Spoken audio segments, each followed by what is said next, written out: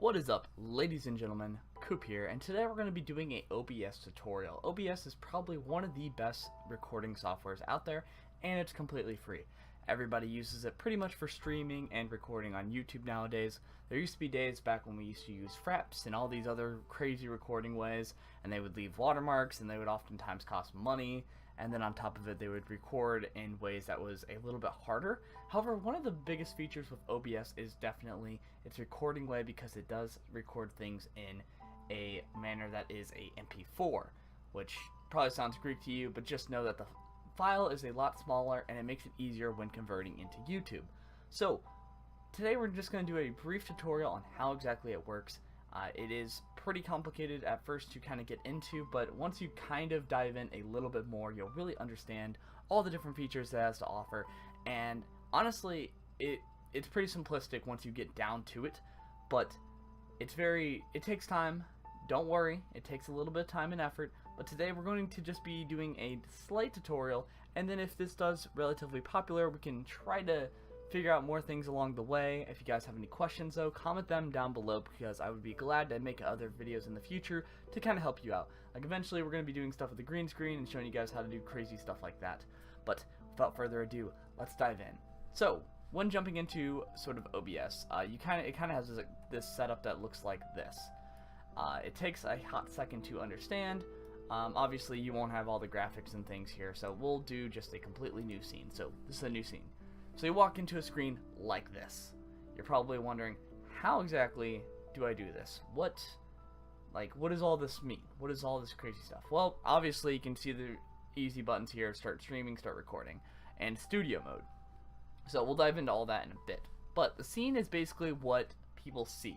So if I were to record this right now, it would just be a black screen. It's pretty boring, I can't lie. So without further ado, let's take a look at some of the sources here, because the sources is basically, in general, where you kind of put all the stuff on there. It's kind of like, what is the video? It is what you see. So for example, with my stuff, you have sort of the camera, which I can move around and all that craziness. But in general, it's definitely important that you actually have stuff in here, because nobody's going to watch a plain black video. That'd be pretty boring. So let's actually dive in and look at this. So the first thing is audio and output. Basically, these are different ways of doing audio. You got your input, which is, obviously like the microphone. You have obviously output, which is, the sound. It really depends on based off of what scenarios. That's for more of the advanced users out there. I wouldn't really worry about that at the moment. Browser sources actually where you see a lot of people where they have like the stuff where they have files that update. For example, if I go over to my WoW setup, I have these as browser sources. These browser sources actually open up files within my computer, and when they update, like in streaming stuff, which I might make another video about that, whenever it updates, it takes it from that file and then posts it up. It could be a text file, or it could be a notification file, things like that. So for example, when I have a, I can find it real quick, I believe right here, I have it for updates. So whenever I get a follower or a subscriber or anything like that, it'll pop up there just because it's a notification, and it does it based off of this website, which I have here. That is for advanced users. It's a little complicated to fully understand, but basically browser sources open up a file or a website, and based off of what updates it gets or what file says, it will post it on there. Typically used for followers or any like donations and things, or top donors. It's basically, it just reads the file of who's the top who's the top follower, or who's this or this or this, and then it just carries it over. A little complicated, I understand, but trust me, it makes it a lot easier. Display capture actually captures the screen that you're using. So if I were to do a display capture of like this, you guys can actually see like my entire screen, which is kind of weird because you got like this inception thing going on. But basically that's how that works. It uses it basically capturing what is exactly on your screen. That includes your cursor, that includes the bottom, that includes everything else. Now one of the things I do need to talk to you guys about is a lot of YouTubers actually use the display thing to show off their stuff. And one of the things you're going to notice too is that this sort of file here, it doesn't quite fit in the screen. So how do you fix that? Well, one of the things you can do is you press the Alt key, like I'm doing right now, and then you can actually cut the file to fit sort of the parameters of how you want it. That's a nice little trick that a lot of people don't actually teach. And then you can try to fit this file to fit kind of along with it. So, nice little thing to teach you there. We're going to get rid of that though, because that looks a little funky and probably is irritating to look at. But that's what basically display capture does. Next is game capture. This actually captures your game. Obviously I don't have any games open at the moment, but what it does is it basically opens up any full screen game. This does not work with windowed games. Sometimes it does, sometimes it doesn't. I found that if a thing isn't in windowed full screen, it does not work. However, you guys can kind of test it out. OBS is still relatively trying to work things out. Certain things code a little differently and everything. But basically game capture is the way of doing display capture, but it just being of the game. So you could have World of Warcraft open, and then if you like tab out of it, for example, it won't change anything. So that's pretty important to keep in mind. So that's a good little source to use. It doesn't always work. It is a little buggy. And then the next thing is image. Image actually allows you to open up images. You know, kind of go figure. So if we actually go here to, I don't know, pictures, we'll do some Terra shots here. So boom, you can bring up like a picture. So for example, what I have for my thing is for my BRB screen, I have a background image of just this like really cool blue thing that I found, and it made it really nice background, and I just kind of put it there, and then I kind of stretched it out. One of the things is too, for my overlay, I use like kind of a blue thing, pretty common and easy, and I use like these blue squares, and as you can see here, I use an alt, that's what that green means, to kind of stretch out my image to where exactly I wanted it, and to make it look nice and fresh. So pretty awesome altogether. Let's see what we're actually going to try to see if I can, we'll worry about that later. But that's basically what that does. So, and then you have image slideshow, which is for slideshows. Media source, which basically could be a variety of different things. It's basically another way of opening browser files, and if you, for example, say like you have a video, it will actually play the video in the background. So this is where you can do a lot of your post edits and post like sort of recording. So for example, I could record something in World of Warcraft and then post it on there and then talk about it over this, like with what I have here with my webcam in the corner. So that's one of the things you could do with the media source. Also, if you ever want to remove something, you just click this little minus thing here. And we're actually going to talk about a few other things here.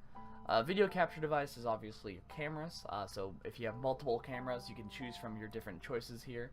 So for example, right now I'm already kind of using this on a different OBS, so obviously it's not going to pop up. But basically it allows you to do multiple different cameras if you want. So say like you're doing a podcast, and you have, you know, one camera here and then another camera next to you. You can have it to where you can switch between the two cameras and make it really easy for post edits. Next is good old window capture. Window capture is actually probably one of the better ones here. You can actually do this to, like, for example, I can record my YouTube, like me looking at a YouTube video or something like that. And then what I can do is I can crop it out. So if I were to do that, so this is of good old roleplay from Jesse Cox. Highly recommend you guys check that out. He's a great YouTuber. And then that way you can kind of like, you know, watch something and record it and whatnot. Also works for video games too, so if a video game is giving you a tough time with game capture, you can use window capture as well. It also is very helpful for things like if you want to record like a calculator or something like a Discord channel, or record Skype and then kind of arrange the images where you want it. That's also really good. Makes it really awesome for podcasts, having the window capture and putting where you want certain cameras to go. So that's also really good. So, and the last one is this one, which is kind of just basically it's basically everything else, and you can kind of like code it and use it how you want it. At least from what I've seen. I haven't ever actually used this. I don't know anybody that actually uses this. And then the last one, of course, is text, which basically allows you just to put text. So we have scene as well, but scene just basically copies an existing stream and puts it up there for you. So now that we've talked about how you do all the sources, that's only just a little scratch of what all you can do with this. Next is obviously you have your audio. You have desktop audio, which is everything that you hear within your headphones when you're on the computer. So such as YouTube playing in the background, music, anything, any chat rooms, stuff like that. Now I wish that it did have a little bit more of like you could actually like filter out like what sort of things you could do. I believe there's programs for that, but however at the moment I have not found any. So basically, if you are doing like a podcast, you have to adjust your game sound and then have your regular sound up, and then you can adjust where you want it as well. Typically though, when you are recording on YouTube and other formats out there, you want your microphone to be pretty much all the way up. Most microphones, like for example my good old Snowball here, which you guys can't really see, but it actually is relatively softer sounding unless I boost it up all the way. So usually I have it boosted up all the way, and then I have it to where my desktop audio is about 60%, and that seems to be a really good like sort of balance of what type of audio you want, especially going forward. Highly recommend that you guys do that, especially for you guys who are YouTubers. You don't really want to jump in with 80% or high sort of desktop audio. Otherwise, that really takes down sort of the level of, I would say, professionalism when you're recording your stuff. So, we talked about audio, we talked about sources. Now let's actually talk about actual layouts. This is actually one of the most important things when especially going forward. So, if I go for here, like my BRB screen, the first thing you'll notice is that we have all these different things all over the different place. So, for example, I have my YouTube plug. So randomly throughout my streams, I like to, show people and be like, hey, I have a YouTube channel, check that out as well. And it's a nice little way of showing off things. But it's important that this thing is above everything else. It's important that it's not hiding behind the image. So one of the things you'll notice here is I'll have like all these different things I have set up. But one of the things you'll notice is that it kind of goes above what is, on the list. So what is important is if you are trying to adjust. So say, for example, I don't want this plug to show up, or I want my image to pop up. So I got my image on here, and my image is now above pretty much everything besides my text file. So my image shows obviously my logo and everything, but now people can't see that I want to set up. So what I do is I just drag it down, and boom, there you go. So if I actually make this a little easier on you guys, you just drag it where you want it. So I want this on the very bottom, so that way my plug and everything shows up. Now let's say, for example, I want my plug to go away. So if I want my plug to go away, I just click this little icon here, and it makes it invisible.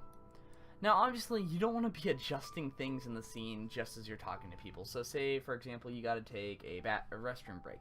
You don't want the stream to see that you're typing it in like right now. Like if I were to go in and I was just like, oh, I'm just gonna retype this real quick, and you drag it here.